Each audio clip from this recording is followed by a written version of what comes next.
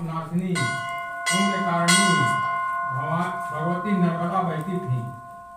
उस नदी के किनारे देश देशांतर से आए यात्री कार्तिक व्रत को कुछ दिन के लिए ठहरा करते थे। उन कार्तिक व्रत करने वाले प्राणियों को वहां ठहरा देखकर वह दुष्ट धनेश्वर भी इधर उधर घूमता हुआ एक मास के लिए वहीं पर ठहर गया। अपने माल को बेचता हुआ वह नर्मदा नदी तट के तट पर घूमता हुआ ब्राह्मणों को देव पूजारत देखता था। वह देखता है कि कोई तो ग्रंथ पढ़ रहा है, कोई सुन रहा है, कोई भगवत कीर्तन कर रहा है, कोई भजन सुन रहा है, कोई ध्यान में लीन है और कोई तुलसी की माला धारण किए है। बस इसी तरह वह भगवत भक्तों के बीच में रहा और वैष्णवों के दर्शन करता रहा, उनको स्पर्श करता रहा, उनसे वार्तालाप करता रहा और भगवान विष्णु के नाम स्मरण के पुण्य को अर्जित करता रहा। वह कार्तिक के व्रत की उद्यापन विधि तथा जागरण को भी देखता रहा। उसने पूर्णिमा के व्रत को भी देखा कि व्रती ब्राह्मणों तथा गौओं को भोजन करा रहे हैं, उनको दक्षिणा आदि भी दे रहे हैं। उनसे नित्य व्रती भगवान शंकर की प्रसन्नता के लिए दीपमाला भी देखी। त्रिपुर नामक राक्षस के तीनों पुर को शंकर जी ने इसी तिथि को जलाया था, इसलिए शिव जी के भक्त इस तिथि को दीप उत्सव मानते हैं। जो मनुष्य मुझ में और शंकर जी में अंतर मानता है, उसकी सारी क्रियाएं निष्फल हो जाती हैं।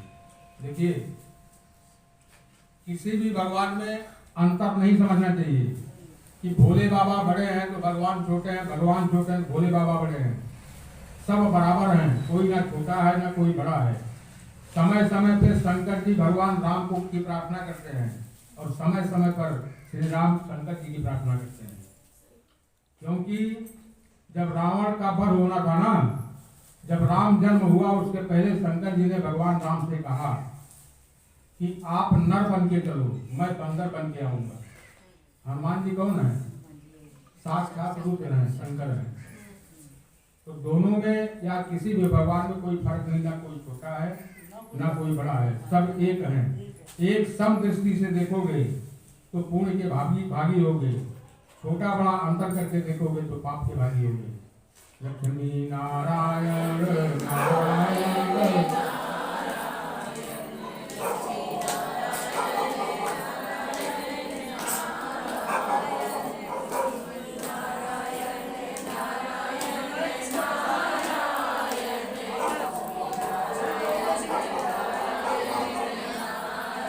धनेश्वर वहाँ की पूजा विधि देखता हुआ इधर उधर घूम रहा था कि उसे काले सर्प ने काट लिया और वह भूमि पर गिर पड़ा। उसकी यह दशा देखकर वहाँ के दयालु भक्तों ने उसे चारों ओर से घेर लिया और उसके मुंह पर तुलसी जल मिश्रित जल के छींटे देने लगे। और जब उसके प्राण निकल गए तो यम के दूतों ने उसे बांधकर पांवों से मारते हुए यमपुरी को ले गए।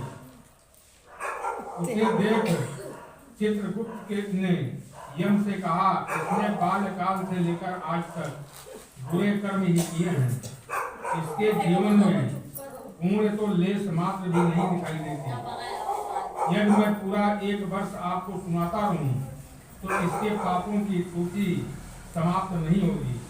ये महापापी है, अतः इसको 1 कल्प तक घोर नरक में डालना चाहिए।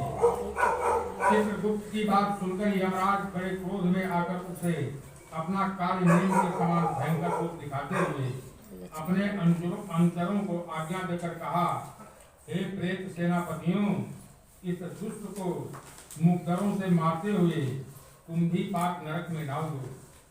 सेनापतियों ने मुक्तरों से उसका सिर तोड़ते हुए कुंभी पाक नरक में ले जाकर खौलते हुए तेल के कड़ा में डाल दिया। प्रेत सेनापति ने जो ही तेल की कड़ा में फेंका, वहां पर लपलपाती हुई आग अपने आप ठंडी हो गई, जैसे कि प्रहलाद को अग्नि में डालने से वह ठंडी हो गई थी। यह विचित्र घटना देख के प्रेत सेनापतियों ने यमराज के पास जाकर सब हाल कहा।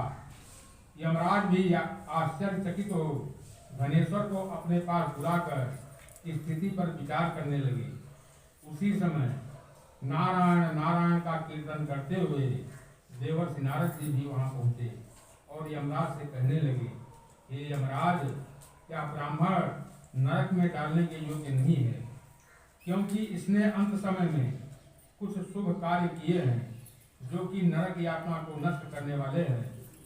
जो लोग भगवत भक्त का दर्शन करते हैं, उनसे वार्तालाप करते हैं और उनका स्पर्श करते हैं, चाहे उन्होंने कोई पूर्ण कर्म किया हो या न किया हो, सहज में ही स्वर्ग के अधिकारी हो जाते हैं। अतः धनेश्वर भी पूर्णिमात्माओं के संघ को स्पर्श से स्वर्ग का अधिकारी हो गया है। अतः एक पुण्यात्मा है, इसे यक्ष योनि में डाल दो और केवल इसे पाप भोग करने वाले नरक दिखा दो। भगवान कृष्ण ने कहा। जब नारद भी ऐसा कहकर चले गए तो धनेश्वर को पुण्यात्मा समझते हुए यमराज ने दूतों को इसे नरक दिखाने की आज्ञा दे दी। लक्ष्मी नारायण